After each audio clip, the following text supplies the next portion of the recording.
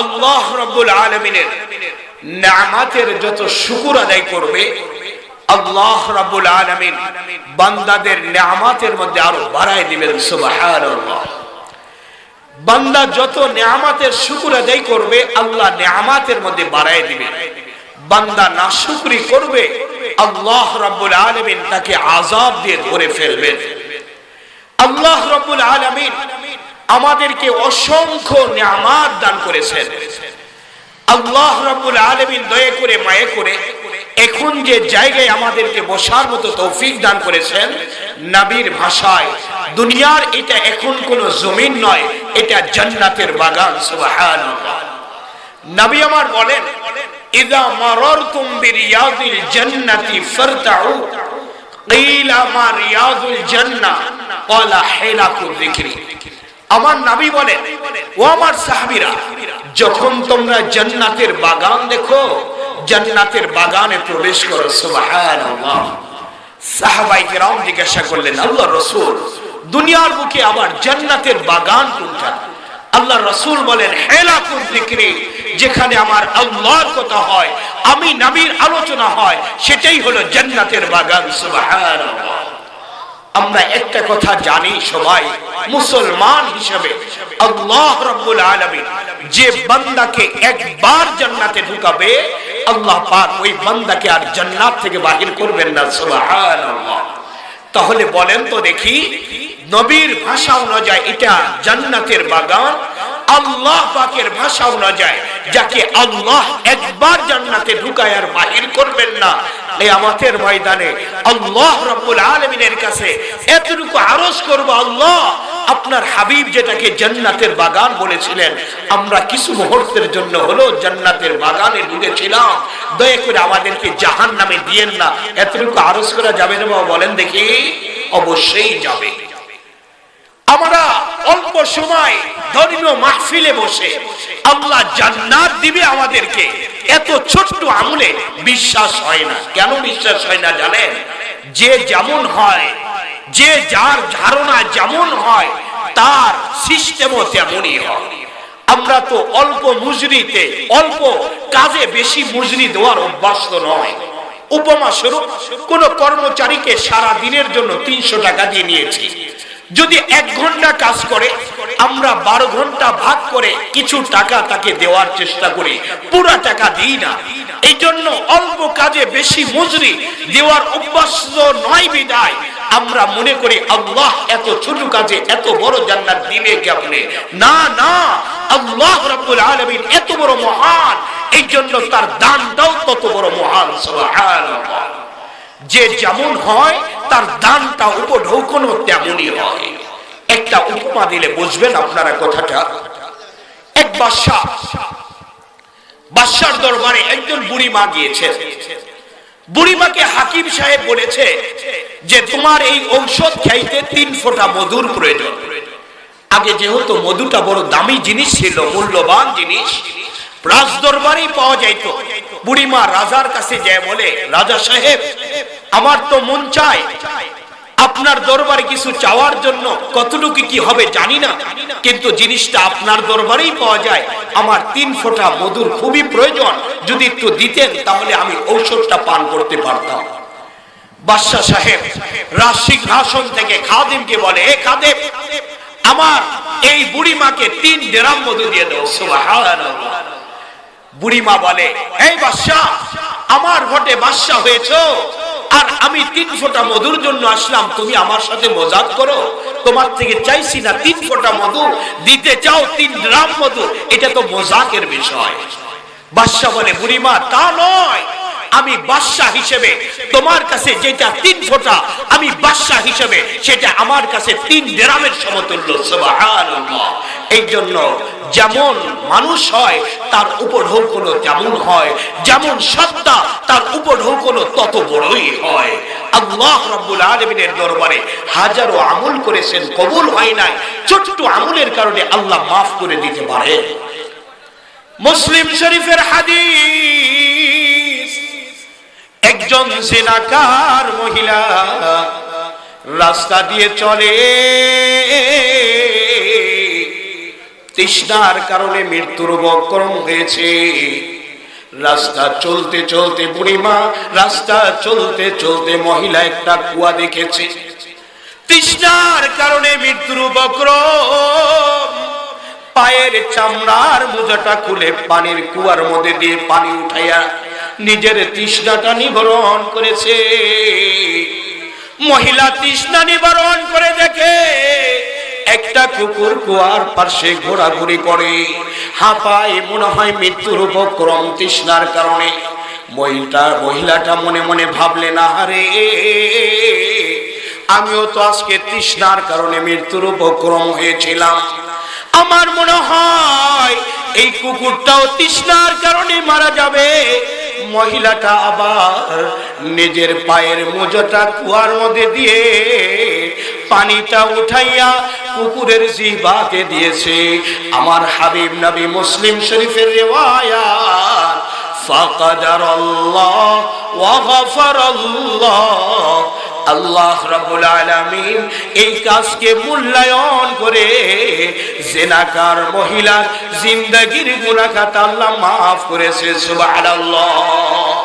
ও আমার ভাইরা রে, এই কঠিন ঠান্ডার সময় টাকা দিয়াও যে রোডের উপরে আপনাদেরকে বসানো যাবে না, ধর্মের ভালোবাসায়, কোরআনের ভালোবাসায় রোডের উপরে শুধু বস্তার সালার উপরে বসে আল্লাহর ভালোবাসায় কথা শুনবেন, আল্লাহ পাক মাফ করবে না, এটা কোনোদিন বিশ্বাস করা যায় না। ঠিক না বাবা, ঠিক না? টাকা দিলেও বসান যাবে আপনাদের বলেন, তারপরেও বসেছেন কিসের কারণে? দ্বীনের মুহাব্বতে। আল্লাহ পাক এই মুহাব্বতকে কবুল করুন, সবাই বলেন আমিন। আমি দুইটা আয়াতে কারিমা, কয়েকটা আয়াতে কারিমা তেলাওয়াত করেছি। আল্লাহ রাব্বুল আলামিন কোরআন শরীফের মধ্যে ইরশাদ করেছেন, ওয়াসারিউ ইলা মাগফিরাতিম মির রাব্বিকুম ওয়া জান্নাতিন আরদুহাস সামাওয়াতু ওয়াল আরদ উইদ্দাত লিল মুত্তাকিন। আল্লাহ বলে, ও জগতের পুরুষ, ও জগতের নারীরা শোন, প্রতিযোগিতা কর, দৌড়া দৌড়া প্রতিযোগিতা কর। আমরা তো প্রতিযোগিতা করি গুনার ব্যাপারে। এই যে 31st নাইট আসবে, 25 সাল পড়বে, এই রাতে কে কত জেনায় লিপ্ত হতে পারে, এই রাতে কে কত গান বাজাইতে পারে, এই রাতে কে যত গুনাহ করতে পারে, কে বড় জোরে জোরে সাউন্ড বক্সটার আওয়াজ দিয়া জাতিকে গান শোনাইতে পারে, এগুলা নিয়ে প্রতিযোগিতা। আল্লাহ বলে, দুনিয়ার মানুষ প্রতিযোগিতা করো কিসের জন্য? ভাই তোমার রবের কাছে মাফ চাওয়ার জন্য। সুবহানাল্লাহ। মাফ চাওয়ার জন্য। আর কিসের জন্য? ভাই দুইটা জিনিসের জন্য প্রতিযোগিতা লাগাও। একটা তোমার রবের কাছে মাফ চাওয়ার, 2 নাম্বার প্রতিযোগিতা হলো জান্নাত পাওয়ার। আল্লাহ রাব্বুল আলামিন কোরআন শরীফে বলে, জান্নাত কত বড়। আল্লাহ রাব্বুল আলামিন ডেকে ডেকে বলে, আরজুহাস সামাওয়াতু ওয়াল আরদ, যে জান্নাতের প্রশস্ত হবে আসমান আর জমিন সমপরিমাণ। সুবহানাল্লাহ। আল্লাহ রাব্বুল আলামিন বলেন, দৌড়াও কিসের দিকে বাবা? মাগফিরাতের দিকে, আল্লাহ থেকে ক্ষমা চাওয়ার দিকে।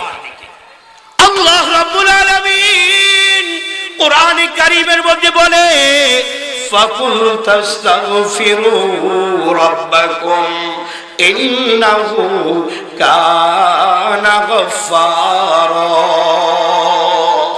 আমি মালিক বলি, আমি মালিক ওয়াদার করলাম, তোমরা তোমার রবের দিকে দৌড়াও মাগফিরাতের জন্য, তোমার রবের কাছে তোমরা ক্ষমা চাও।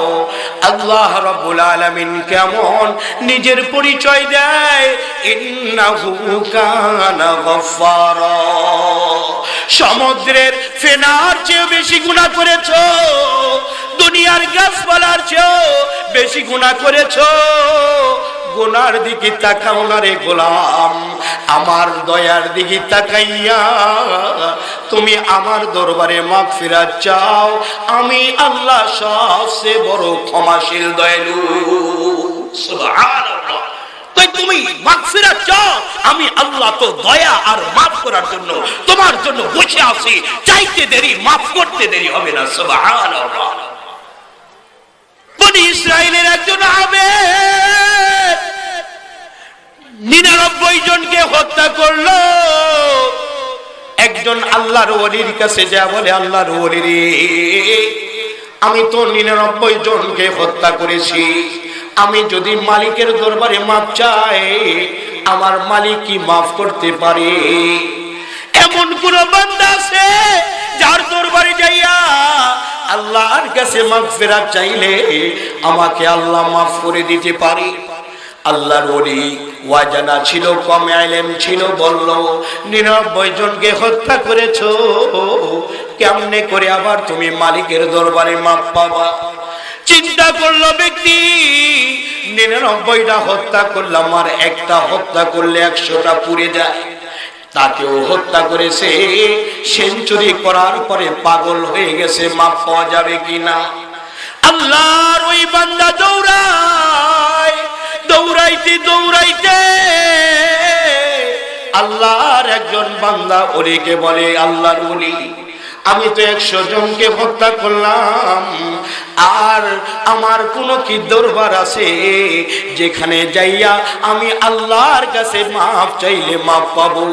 আল্লাহর ওলি বললেন, বাবারে যাও, আমুক দেশে একজন আল্লাহর ওলি আছে, যদি তার দরবারে যাইয়া তাকে দিয়া তোমার জন্য মাগফিরাতের দোয়া করতে পারো, আল্লাহ কবুল করবে। আল্লাহর বান্দা রাস্তা দিয়ে দৌড় মেরেছে। রাস্তার মধ্যে মালাকুল মউত দিদার করেছে জান কবজ করার জন্য। বান্দার মউত হয়েছে, জান্নাতি ফেরেশতারা জান্নাত থেকে নেওয়ার জন্য হাজির হয়েছে। জাহান্নামে নিযুক্ত ফেরেশতারা জাহান্নামে নেওয়ার জন্য হাজির হয়েছে। 2 জন ফেরেশতা ফাসাদ আল্লাহর দরবারে যে বলে, মালিক জান্নাতি হবে না, জাহান্নামী হবে, 100 জনকে হত্যা করেছে। জান্নাতি নেনেওয়ালা ফেরেশতারা বলে, আল্লাহ 100 জন হত্যা করতে পারে, কিন্তু তো সে তওবার জন্য দৌড়ায়। আল্লাহ রাব্বুল আলামিন 2 জন ফেরেশতাকে বলে, যাও যাও, মাফ লাগাও, যদি আল্লাহর ওলির কাছে নিকটই হয় তাকে জান্নাতে দাও, যে জায়গা থেকে রওনা দিয়েছে এই জায়গা যদি কাছে হয় তাকে জাহান্নামে দাও। মুসলিম শরীফের হাদিসের রিওয়ায়াত মেপে দেখা গেল, আল্লাহর ওই বান্দা জান্নাতের কাছে, ওই আল্লাহর ওলির নিকটে আল্লাহ রাব্বুল আলামিন ওই বান্দার জিন্দেগির গুনাহ খাতা মাফ করে আল্লাহ পাক জান্নাতের মেহমান বানাইছেন। সুবহানাল্লাহ। এই জন্য ভাইরা আমার, সব সময় আল্লাহর দরবারে ইস্তেগফার করবেন, আল্লাহ থেকে মাফ চাইবেন। মাফ চাইতে দেরি, আল্লাহ ক্ষমা করতে দেরি করবেন না। সুবহানাল্লাহ।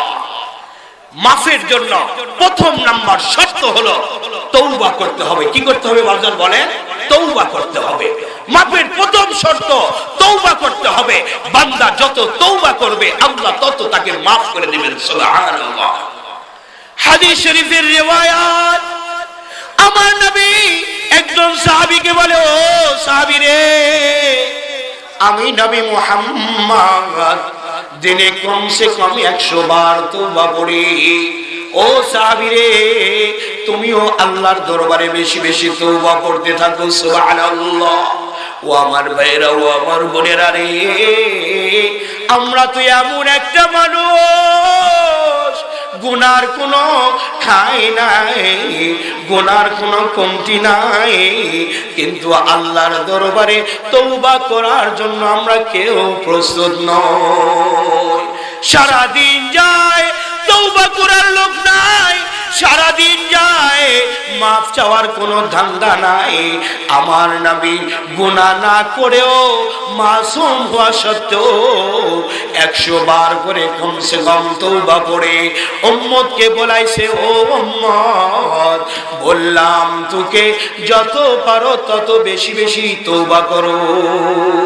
তওবার আমল জারি রাখতে হবে, আল্লাহর দরবারে বেশি বেশি দৌড়াতে হবে, আল্লাহর দরবারে পাওয়ার জন্য বেশি বেশি তওবা করতে হবে।